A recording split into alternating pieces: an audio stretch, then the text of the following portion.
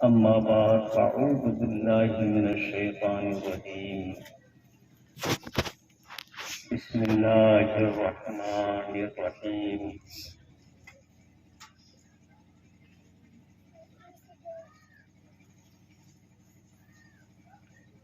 كل نفس ذائقة الموت صدق الله العلي العظيم وصدق رسوله النبي الأمين الكريم اللهم صل على سيدنا ومولانا محمد معدن الجود والكرم وآله وصحبه وبارك وسلم۔ آپ سبھی حضرات کی نہایت ہی ادب و احترام کے ساتھ اپنے اور ساری کائنات کے عطا مدینے کے تاجدار دو عالم کے مختار روحی فدا جناب محمد رسول اللہ صلی اللہ علیہ وسلم کی بارگاہ اقدس میں درود شریف کی نظر پیش کریں۔ سب لوگ درود شریف پڑھیے۔ اللہم صل علی سیدنا و مولانا محمد معدن الجود والکرم وآلہ وصحبہ وبارک وسلم۔ صلاۃ و سلام علیک یا رسول اللہ صلی اللہ علیہ وسلم۔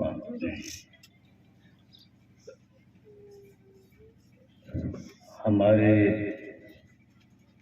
کرم فرما جناب حافظ غفران صاحب عزیز مجدہم،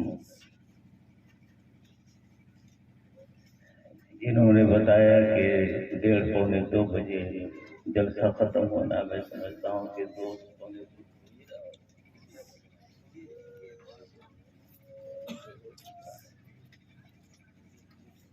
اب اجازت دے چند کریں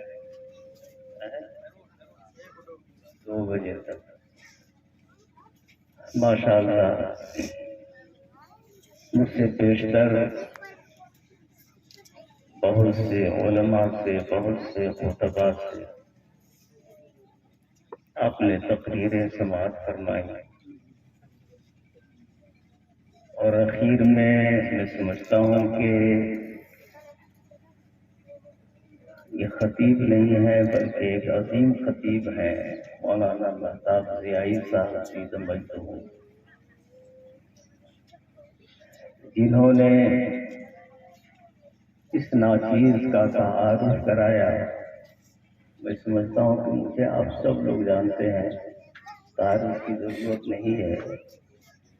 یہ ان کی محبت ہے جو اپنے الفاظ سے انہوں نے نوازا، میں اس قابل اپنے کو نہیں سمجھتا ہوں۔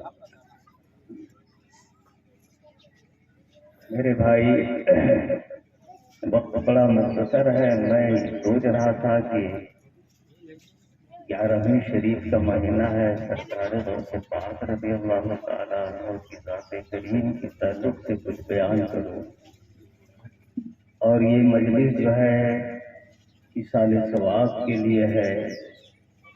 ہمارے حاجی شہاب الدین صاحب مرحوم کی بڑی بہو کا انتقال ہوا تھا، انہیں کی ایصال ثواب تو اور سوچ کر میں نے سمجھا کہ جو مقصود ہے اس مجلس میں اسی پہ چند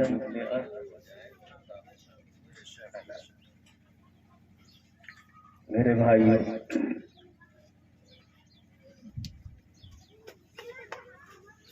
دنیا میں جتنے بھی انسان آئے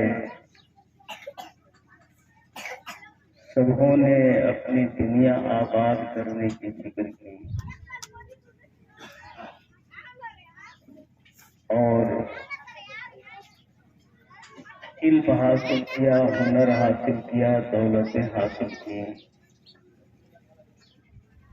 سرمایہ سے انہوں نے اپنے آپ کو بہت زیادہ آراستہ کیا، گھر مکان بلڈنگ سب بنائے، لیکن جب آدمی یہاں سے کوچ کرتا ہے، آخرت کا سفر کرتا ہے، تو اس کے ہاتھ کچھ نہیں رہتا۔ دنیا کی ساری چیزیں دنیا میں رہ جاتی ہیں۔ آپ سمجھتے ہوں گے کہ بندہ جاتا ہے تو اس کے ساتھ کچھ نہیں جاتا. میں سمجھتا ہوں کہ ہاں دنیا کی چیزیں سب رہ جاتی ہیں مگر جانے والی چیز موجود رہتی. کون سی چیز جانے والی ہے اور کون چیز رہنے والی ہے؟ جانے والی تو آپ کے ساتھ ہے، اور جو آپ کے ساتھ جائیں گے وہ کیا ہے؟ سبحان اللہ، آپ کا دین ہے، آپ کا ایمان ہے، آپ کا کردار ہے، آپ کا عمل خیر ہے، یہ سب آپ کے ساتھ جانے والا ہے. یہ دنیا میں نہیں رہنے والے ہیں، یہ آپ کے ساتھ ہی جانے. سرکار اعلیٰ حضرت ارشاد فرماتے ہیں، لہر میں عشق روح شہ کا داغ لے کے چلے، اندھیری رات سنی تھی چراغ لے کے چلے. تو یہ پتہ چلا سرکار اعلیٰ حضرت نے ذہن دیا ہمیں کہ آدمی جب اپنی قبر میں پہنچتا ہے تو ایمان کی روشنی اس کے ساتھ ہوتی ہے، نبی کے عشق کی تابناکیاں اس کے ساتھ ہوتی ہے. لحد میں عشق کے شہ کا داغ لے کے چلے، جس نے یہاں نبی سے سچی محبت کی اور اپنے سینے کو نبی کے عشق سے تابناک کیا، بے شک قبر میں پہنچے گا تو وہ ضرور اس کو روشنی حاصل ہوگی. میرے بھائیوں، آپ سب جانتے ہیں، سبھی لوگ جانتے ہیں، ذرا سا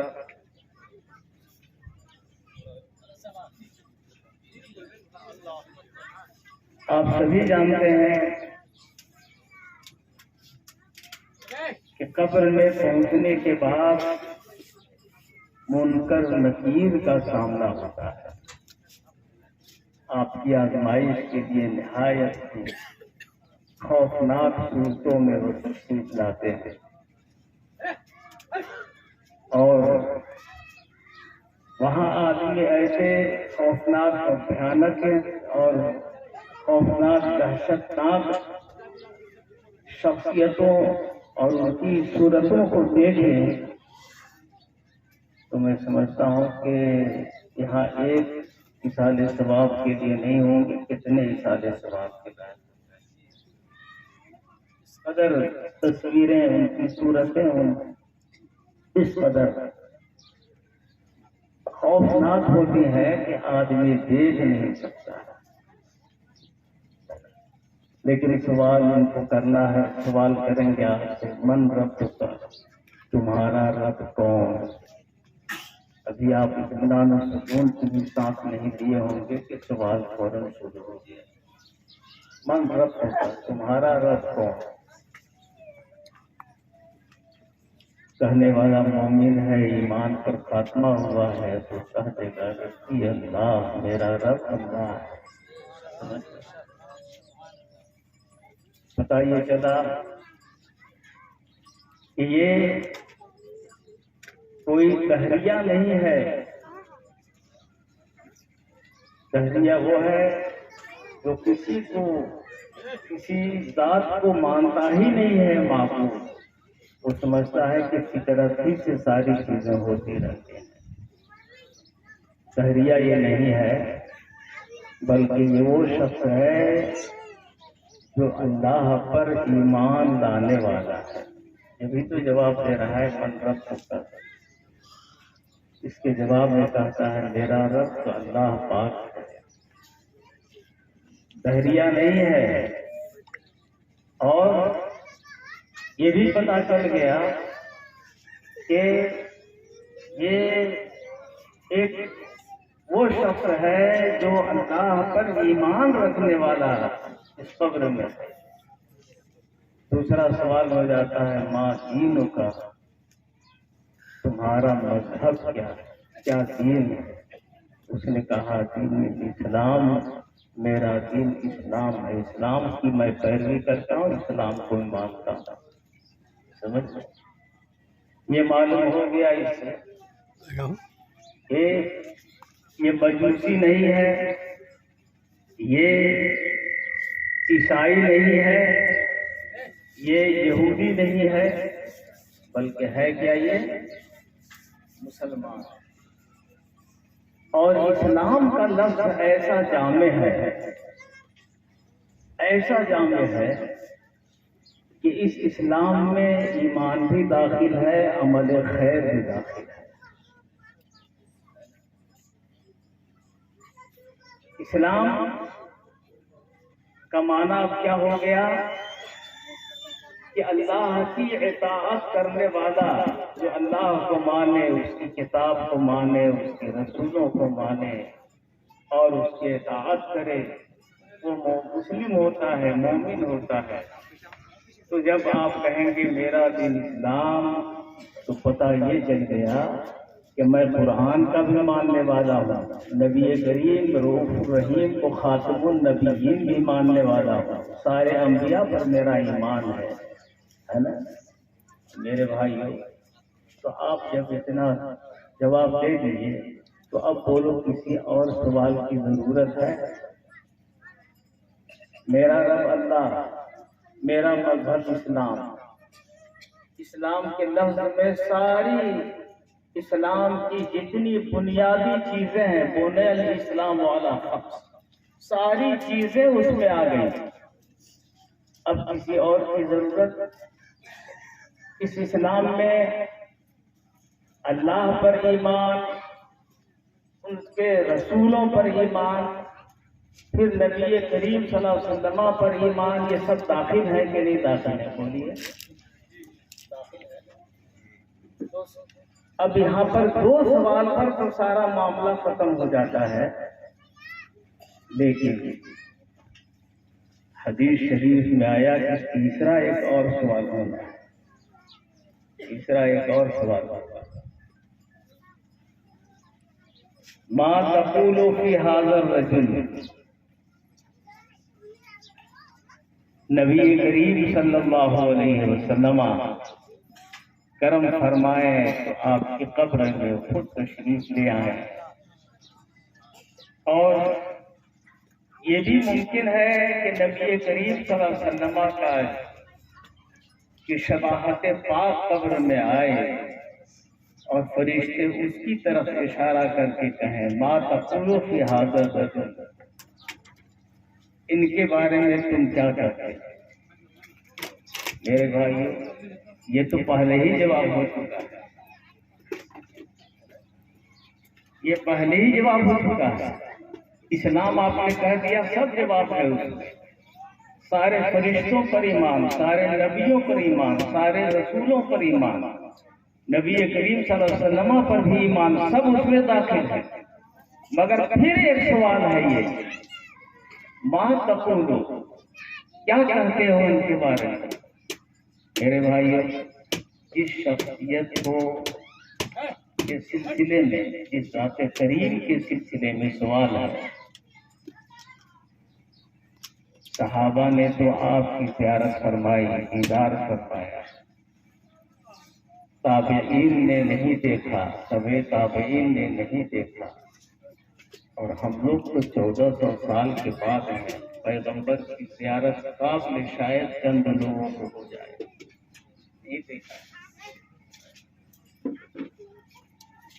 معرفت ابھی آپ کو جو ہے وہ سرکار کی شباہت کریم کی معرفت ہوئی نہیں ہے، اور فرشتوں کا سوال ہے کہ ان کے بارے میں تم کیا کرتے ہو؟ یہاں پر دو چیزیں ہیں، ایک تو یہ ان کا لفظ جو ہوتا ہے وہ قریب کے لیے ہوتا ہے، اور ان کا جو ہوتا ہے یہ دور کے لیے ہوتا ہے نا؟ کسی کو کہو گے کہ ان کے بارے میں کیا کہتے ہیں، اور ادھر کنارے میں کہو، کہیں گے ان کے بارے میں تم کیا کہتے ہیں، تو معلوم یہ ہوا کہ پیغمبر تشریف لاتے ہیں اور بہت قریب، اس میت کے قریب ہی تشریف لاتے ہیں۔ آپ سوچ سکتے ہیں کہ نبی کریم صلی اللہ علیہ وسلم تشریف لے آئے تو یہ ہماری کتنی خوش بختی ہے، اور اگر ان کا جلوہ گری ان کی ہو جائے تو یہ سبحان اللہ اور بڑی خوشی ہماری ہے۔ تو ایک چیز تو یہ ہے، دوسری چیز یہ ہے کہ پیغمبر تشریف لاتے ہیں قبر میں، اس پر ایمان ہے ہمارا۔ اگر ہزاروں ہزار قبور میں انسان ایک وقت میں دفن ہو تو سب کی قبروں میں نبی کریم صلی اللہ علیہ وسلم تشریف لے جاتے ہیں، سبحان اللہ۔ اور سب جگہ سوال ما تقول فی ھذا الرجل، ان کی شان کے بارے میں تم کیا کہتے ہو؟ پہچانا نہیں آپ نے، پہچانیں گے کیسے؟ سبحان اللہ۔ اجمل بہت اچھے شاعر گزرے سلطان اجمل سلطان وہ کہتے ہیں ان کو پہچاننا آسان ہے دیکھا تو نہیں، ان کو پہچاننا آسان ہے دیکھا تو نہیں، میرے سرکار ہے جیسے کوئی ایسا تو نہیں۔ دنیا میں ایک سے ایک حسین و جمیل کو تم نے دیکھا ہے، مگر نبی کریم صلی اللہ علیہ وسلم کا پر نور چہرے مبارک وجہ کریم دیکھو گے تو سبحان اللہ سمجھ لو گے کہ وہی یکتا ہے اپنے حسن میں، اور وہی شباہت ہے جو ہم نے سنا ہے، جن پر ایمان ہم غائبانے میں لائے ہوئے ہیں، وہی تشریف فرما ہے۔ تو کہتے ہیں ان کو پہچاننا آسان ہے دیکھا تو نہیں، میرے سرکار ہے جیسے کوئی ایسا تو نہیں۔ ان کے بارے میں یہ سوال ہے، اور بعض کچھ حدیثوں میں نہیں، بیشتر حدیثوں میں یہ ہے ما کنت تقول فی ھذا الرجل، ما کنت تقول فی ھذا الرجل، تم اس قبر میں آنے سے پہلے جب دنیا میں تھے تو تم ان کے بارے میں کیا کہتے تھے؟ اب بات سمجھ رہے ہیں؟ آپ کیا کہتے تھے وہاں دنیا میں؟ سبحان اللہ۔ کہنے والے نے تو بہت کچھ کہہ دیا ہے، کوئی اپنا بھائی کہتا ہے، کوئی چودھری گاؤں چودھری کے برابر سمجھتا ہے، لکھا ہے۔ تو میں سمجھتا ہوں وہ لوگ جو نبی کریم صلی اللہ علیہ وسلم کو اپنا بھائی دنیا میں کہتے تھے، ان فرشتوں کے حضور سوال پر یہ جواب دے سکیں گے کیا؟ ہمت نہیں ہوگی، جسارت نہیں ہوگی انہیں، کیونکہ فرشتے ہیں، جھوٹ بولو گے تب بھی پکڑے جاؤ گے، اور سچ بولو گے تو کہہ نہیں پاؤ گے۔ ہاں، سنی مدفون ہے وہاں، سنی مدفون ہے وہاں قبر میں، تو سبحان اللہ کہیں ان کے بارے میں تم سوال کرتے ہو کہ انتا تفضو کیا کہتے ہو؟ تو ہم تو سرکار اعلیٰ حضرت کے ماننے والے لوگ ہیں، ہم تو یہی کہتے تھے سرور کہوں کہ مالک و مولا کہوں تجھے، سرور کہوں کہ مالک و مولا کہوں تجھے، باغ خلیل کا گلے زیبا کہوں تجھے، خرما نصیب ہوں تجھے امید گہ کہوں، یعنی شفیع روز جزا کا کہوں تجھے۔ سبحان اللہ، یہ کہیں گے اور کہیں گے، گناتے جائیں گے سرکار اعلیٰ حضرت نے جو اوصاف سناتے جائیں گے، اخیر میں کہیں گے تیرے تو وصف عیب تناہی سے ہے پری، حیران ہوں میرے شاہ میں کیا کیا کہوں تجھے، لیکن رضا نے ختم سخن اس پہ کر دیا، خالق کا بندہ خلق کا آقا کہوں۔ نبی کریم صلی اللہ علیہ وسلم کا پورا تعارف آپ پیش کر سکتے ہیں میرے بھائی، جب نبی سے عشق ہو، محبت ہو، اور عشق اور محبت لے کر دنیا سے آپ جائیں گے تو انشاءاللہ الرحمن ضرور نبی کریم صلی اللہ علیہ وسلم کا دیدار پاک اور آپ کو زیارت حاصل ہوگی۔ اور دیدار پاک اور زیارت حاصل ہونے کے لیے درود پاک کی کثرت ضروری ہے۔ درود پاک کی کثرت کیجیے، جتنا زیادہ نبی کریم صلی اللہ علیہ وسلم آپ پر درود شریفہ پڑھتے رہیں گے تو انشاءاللہ دنیا میں بھی آپ کو زیارت ہو جائے گی، اور انشاءاللہ قبر میں نبی کریم صلی اللہ علیہ وسلم کی زیارت ہوگی، اور یہی درود شریف پاک کے ذریعے سے قبر کے سارے سوالات آپ کے آسان ہو جائیں گے، سب سوالات آسان ترین ہو جائیں گے، اور آپ کی کسی مشکل میں آپ نہیں پڑیں گے۔ اللہ پاک ہمیں درود پاک پڑھنے کا ذوق و شوق عطا فرمائے، اور اس کی برکتوں سے ایمان پر خاتمہ ہمیں نصیب فرمائے۔